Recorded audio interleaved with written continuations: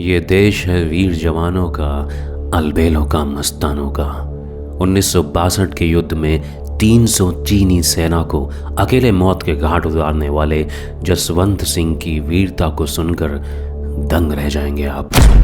हम आपको बता रहे हैं किस्सा एक ऐसे भारतीय सैनिक का जो मरकर भी देश के लिए सदा अमर हो गया, जिसे शहीद होने के बाद भी मिल रही हैं छुट्टियां और प्रमोशन भी। वीर गाथा एक ऐसे जवान की जिसे भारतीय सेना से कभी रिटायर ही नहीं किया गया। सच्चाई एक ऐसे जांबाज की जिसका देश की सरहद पर मंदिर तक बनवाया गया है और जिस मंदिर के सामने से बिना सर झुकाए कोई नहीं गुजरता। जी हाँ, हम बात कर रहे हैं भारतीय सेना के राइफलमैन जसवंत सिंह रावत की, जिसने साल 1962 के युद्ध में अकेले के दम पर भारी संख्या में मौजूद चीनी सेना को ऐसा सबक सिखाया कि ज़िंदगी भर वो उसे नहीं भूल सकते। दुश्मनों को मार गिराने की ख्वाहिश लेकर आने वाली चीनी सेना भी जसवंत सिंह रावत की वीरता के सामने नतमस्तक होने को मजबूर हो गए थे। चीनी सेना ने उस भारतीय नौजवान को ऐसा सम्मान दिया जो युगों युगों तक के लिए यादगार बन गया।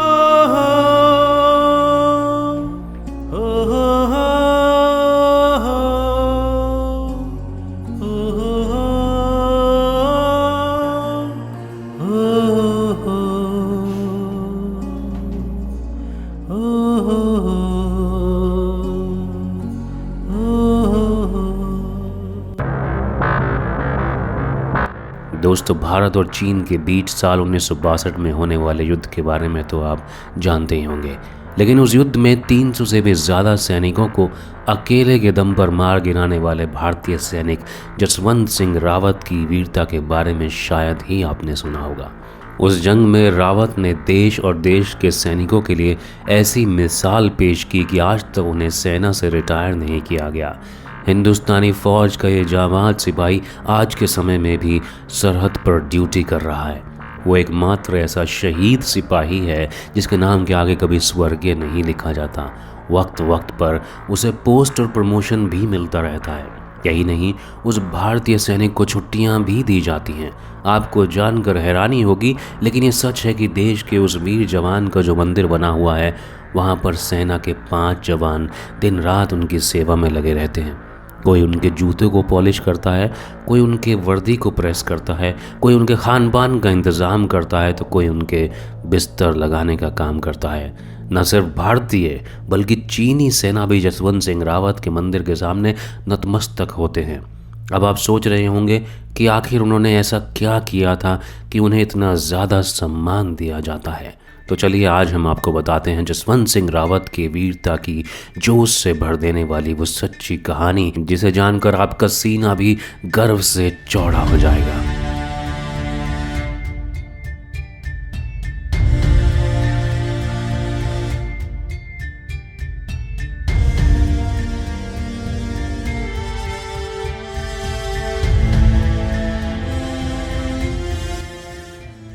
ये दास्तान है नवंबर 1962 की, जब गढ़वाल राइफल्स की 4थी बटालियन को अरुणाचल प्रदेश के नूरानांग पोस्ट पर जाने की आज्ञा दी गई।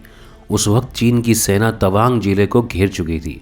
बता दें कि ये उन्हीं दिनों की बात है जब भारत पाकिस्तान के साथ हुए युद्ध से उभरने में लगा था कि तभी चीन ने भारत के इस नाजुक वक्त का फ़ायदा उठाने की साजिश रची और हमला कर दिया। दरअसल चीन का मंसूबा पूरे अरुणाचल प्रदेश को अपने कब्जे में लेने का था। चीन की सेना की काफ़ी बड़ी तादाद थी, जबकि भारतीय सेना उनके मुकाबले में काफ़ी कम थी। ऐसे में भारतीय सैनिकों को लगा कि वो चीन की सेना से मुकाबला कर पाने में असमर्थ होंगे, इसलिए भारतीय सेना के गढ़वाल राइफल्स की 4थी बटालियन को वापस लौटने का आदेश दे दिया। वापस लौटने को तैयार भी हो गए, लेकिन उनमें से 3 ऐसे सैनिक थे जिन्होंने जान गंवाकर भी दुश्मनों का सामना करने का मन बनाया और वहीं रुक गए।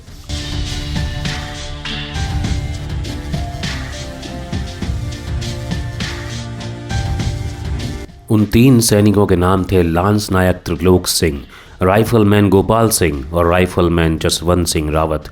तीनों ने मिलकर चीनी सेना के हमले का जवाब देना शुरू किया, लेकिन बीच में ही त्रिलोक सिंह और गोपाल सिंह शहीद हो गए। ऐसे में जसवंत सिंह रावत अकेले पड़ गए, लेकिन उन्होंने हार नहीं मानी। वो चाहते तो अपनी जान बचाकर वहाँ से जा सकते थे, लेकिन उन्होंने ऐसा कुछ नहीं किया।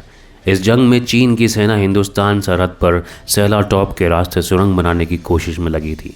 उन्हें इस बात पर गर्व हो रहा था कि उन्होंने भारतीय सैनिकों को ख़त्म कर दिया है। लेकिन तभी उनके सामने आग और बारूद के शोले इस तरह से निकले कि देखते ही देखते चीनी सेना के 300 जवान लाश बनकर ढेर हो गए। जंग के उस खौफनाक मंजर ने चीनी फौज के होश उड़ाकर रख दिए। वो सोचने पर मजबूर हो गए कि ना जाने सामने भारतीय सैनिकों की कितनी बड़ी टुकड़ी मौजूद है। युद्ध का ये मंजर 1-2 घंटे नहीं बल्कि पूरे 72 घंटे लगातार चलता रहा। भारत की ओर से लगातार बम और गोलियों की बरसात हो रही थी, जिससे चीन की सेना खौफ में आ गई। आपको बता दें कि चीन की सेना को इस बात का बिल्कुल भी अंदाज़ा नहीं था कि भारत की ओर से एक अकेला जवान उनके 300 साथियों को मौत के घाट उतार चुका है और उनके नापाक कदम को आगे बढ़ने से रोक रखा है। दरअसल जसवंत सिंह ने अरुणाचल प्रदेश के मोनपा जनजाति की 2 लड़कियों नूरा और सैला की मदद से फायरिंग ग्राउंड बनाया और 3 जगह पर टैंक और मशीन गन रखे। इसके बाद उन तीनों जगहों से एक एक करके अकेले जसवंत सिंह हमला कर रहे थे, जिससे चीनी सेना यह समझ रही थी कि भारत की ओर से सेना की बड़ी संख्या से उन पर हमला हो रहा है। इस तरह से जसवंत सिंह लगातार 72 घंटे यानी कि 3 दिनों तक चीनी सेना को चकमा देने में सफल रहे थे। बाद में बदकिस्मती से उनको राशन पहुंचाने वाले शख्स को चीन ने पकड़ लिया, जिसके बाद उस शख्स ने चीनी सेना को जसवंत सिंह के बारे में सारी बात बता दी। इसके बाद चीनी सैनिकों ने 17 नवंबर 1962 के दिन जसवंत सिंह को चारों ओर से घेर लिया। उस हमले में नूरा की भी मौत हो गई, जबकि सैला को चीनी सैनिकों ने पकड़ लिया था। लेकिन जसवंत सिंह को जब इस बात का एहसास हुआ कि चीनी सेना उन्हें बंदी बना लेगी, तो उन्होंने खुद को गोली मार ली।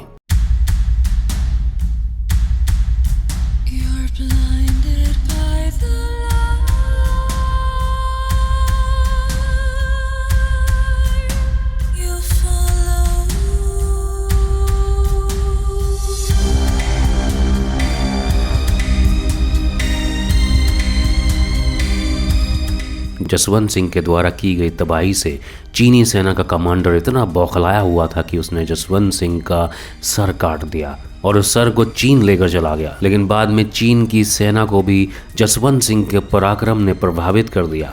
वो भारतीय सेना के उस वीर जवान से इतने प्रभावित हुए कि युद्ध के बाद उन्होंने जसवंत सिंह रावत के सर को वापस भारत को सौंप दिया।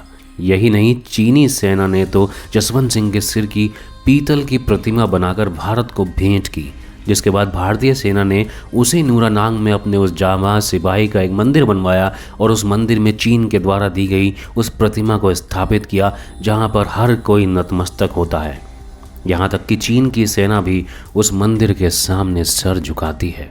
कहा तो यहाँ तक जाता है कि सरहद पर अगर कोई गलत घटना घटने वाली होती है तो जसवंत सिंह रावत भारतीय सेना के सपने में आकर होने वाली उस घटना के बारे में बताते हैं। इतना ही नहीं, कई बार उनके बिस्तर भी सुबह बिखरे नजर आते हैं और तो और उनके पॉलिश किए हुए जूते के रंग भी रोज बदरंग हो जाते हैं, जिससे ये माना जाता है कि आज भी जसवंत सिंह रावत की आत्मा भारत की सरहद पर ड्यूटी कर रही है। वो भारतीय सेना के अकेले सैनिक हैं जिन्हें मौत के बाद प्रमोशन मिलने की शुरुआत हुई थी। पहले वो नायक थे, फिर कैप्टन बने और फिर जनरल। आपको बता दें कि उत्तराखंड के पौड़ी गढ़वाल के जिले के रहने वाले थे जसवंत सिंह रावत, जिनका जन्म 19 अगस्त 1941 को हुआ था। रावत के पिता का नाम गुमन सिंह रावत था। जसवंत सिंह रावत जिस समय शहीद हुए थे उस वक्त वो राइफलमैन की पोस्ट पर गढ़वाल राइफल्स की 4th बटालियन में कार्यरत थे। जसवंत सिंह ने जिस चौकी पर आखिरी लड़ाई लड़ी थी उसे अब जसवंतगढ़ के नाम से जाना जाता है। भारतीय सेना उन्हें बाबा जसवंत रावत कहती है। ये थी एक भारतीय सैनिक की वीर गाथा। जय हिंद।